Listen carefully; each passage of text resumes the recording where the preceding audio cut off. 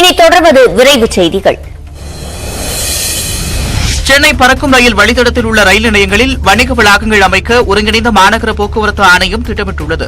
MRTS ரயில் நிலையங்களை மேம்படுத்தும் வகையில் 500 மீட்டர் சுற்றளவில் பயணிகளுக்கான பொழுதுபோக்கு மற்றும் உணவுக் கூடத்துடன் கூடிய வணிக வளாகங்கள் அமைக்க பரிசீலனை நடைபெற்று வருகிறது. அதன்படி 18 ரயில் நிலையங்களில் வணிக வளாகங்கள் அமைப்பது குறித்து சாத்தியக்கூறு அறிக்கை தயார் செய்யப்பட உள்ளது.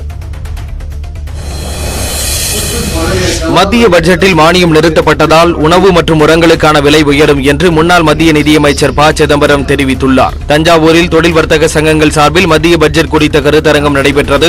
இதில் காங்கிரஸ் மூத்த தலைவரும் மாநிலங்களவை உறுப்பினருமான ப. சிதம்பரம் கலந்து கொண்டு சிறப்புரையாற்றினார். அப்போது பேசிய அவர் 2023-2024 மத்திய பட்ஜெட்டில் மக்களுக்கு சலுகைகள் வழங்கக்கூடிய நிதிநிலை அறிக்கைகள் இடம்பெறவில்லை என கூறினார். உணவுக்கு தந்த மானியத்தை வெட்டியிருக்கிறார்கள், உரங்களுக்கு தருகின்ற மானியத்தை வெட்டியிருக்கிறார்கள். அதன் விளைவு என்ன? உணவுப் பொருட்களுடைய விலை கூட போகிறது, உரங்களுடைய விலை கூட போகிறது. உணவுப் பொருளுக்கும் உரங்களுக்கும் மானியம் தேவை. அதெல்லாம் அவர் பிரதமர் சொல்வதை போல ரேவி அல்ல, ஜிலேபி அல்ல, இனிப்பு அல்ல, அது மிக அவசியம்.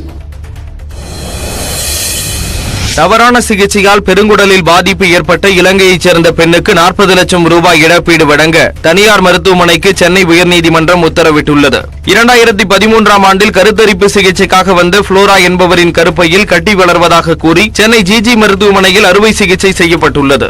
அதன் பிறகு அடிவயிற்றில் வலி, மூச்சுத் திணறல் ஏற்பட்டதால் மற்றொரு மருத்துவமனையில் சோதனை செய்தபோது பெருங்குடலில் நிரந்தர சேதம் ஏற்பட்டது தெரியவந்தது.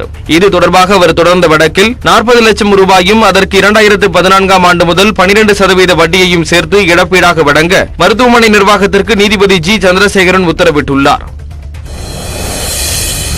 பெற்றோரால் கடத்தப்பட்டதாக கூறப்பட்டு கிருத்திகா செங்கோட்டை நீதிமன்றத்தில் ஆஜராகி விளக்கம் அளித்தார். தென்காசி மாவட்டம் கொட்டாங்குளம் கிராமத்தைச் சேர்ந்த கிருத்திகா வினித் என்பவரை காதலித்து திருமணம் செய்து கொண்டார். இந்நிலையில் கிருத்திகாவை அவரது கணவரிடமிருந்து பெற்றோர்கள் கடத்தி சென்றதாக தெரிகிறது. மேலும் கிருத்திகாவுக்கு மற்றொரு திருமணம் நடைபெற்றதாகவும் கூறப்பட்டது. இந்த நிலையில் வினித் தொடர்ந்த வழக்கை விசாரித்த சென்னை உயர்நீதிமன்ற மதுரை கிளை கிருத்திகாவை காப்பகத்தில் வைக்கவும் அவரிடம் வாக்குமூலம் பெறவும் உத்தரவிட்டது. அதன்படி அவர் செங்கோட்டை நீதிமன்றத்தில் ஆஜராகி விளக்கம் அளித்தார். கோவையில் கடந்த 3 நாட்களாக நடைபெற்று வந்த தூய்மை பணியாளர்கள் போராட்டம் தற்காலிகமாக திரும்ப பெறப்பட்டது. ஆட்சியர் அறிவித்த ஊதிய உயர்வு வழங்கப்படவில்லை என கூறி கோவை அரசு மருத்துவமனை மற்றும் ESI மருத்துவமனையில் தூய்மை பணியாளர்கள் காத்திருப்பு போராட்டத்தில் ஈடுபட்டு வந்தனர். இந்த நிலையில் தூய்மை பணியாளர்களுடன் பேச்சுவார்த்தை நடத்திய அதிகாரிகள் ஊதிய பிரச்சினைக்கு தீர்வு காணப்படும் என உறுதியளித்ததை தொடர்ந்து போராட்டம் கைவிடப்பட்டது. மாவட்ட ஆட்சித்தலைவர் அறிவித்த குறைந்தபட்ச கூலி உள்ளிட்ட விடுமுறையின் கூடிய ஊதியம், PF உள்ளிட்ட நிலுவைத் தொகைகளை வழங்குவதாக ஒப்பந்தம் மேற்கொண்ட நிறுவனம் அளித்த உத்தரவாதத்தின் அடிப்படையில் இந்த போராட்டம் தற்காலிகமாக ஒத்திவைக்கப்பட்டிருக்கிறது. திமுகவுக்கு சொந்தமான இடத்தில் அக்கட்சியின் நிதியிலிருந்து கருணாநிதிக்கு பேனா நினைவு சின்னம் வைத்துக் கொள்ளுங்கள் என்று அமமுக பொதுச் செயலாளர் டிடிவி தினகரன் வலியுறுத்தியுள்ளார்.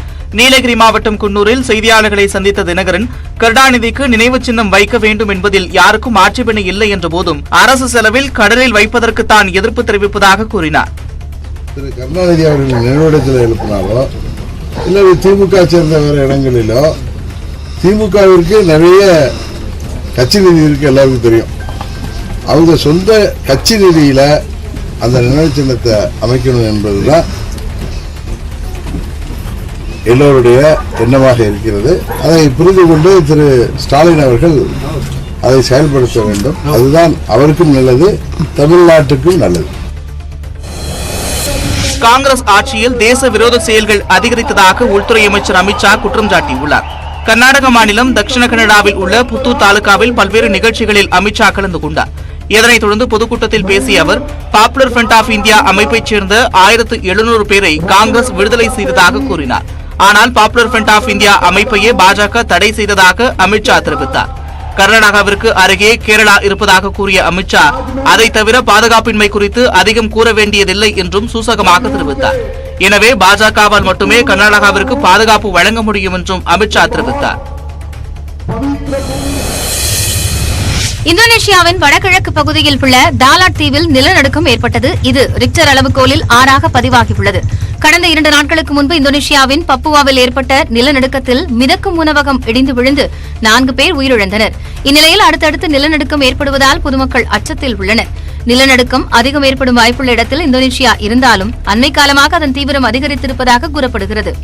குறிப்பாக ஜனவரி மாதத்தில் தொடங்கி தற்போது வரை இந்தோனேஷியாவில் சுமார் 1000 முறைக்கு மேல் நிலநடுக்கம் ஏற்பட்டதாக கூறப்படுகிறது.